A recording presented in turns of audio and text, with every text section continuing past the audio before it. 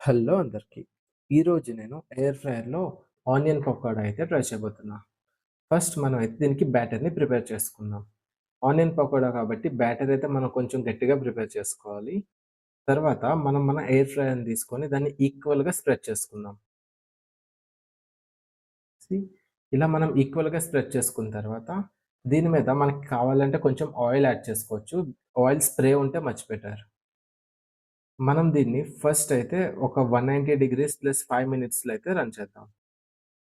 Already ఇది semi cook అయితే అయ్యింది. మనం చూస్తే ఇది చాలా గట్టిగా అయితే రెడీ అయింది. సో, అయినంత వరకు దీన్ని రివర్స్ చేసుకొని మళ్ళీ రన్ చేద్దాం. ఈసారి గూడా ఇంకొక 5 మినిట్స్ ప్లస్ 200 అయితే రన్ చేస్తున్నాం.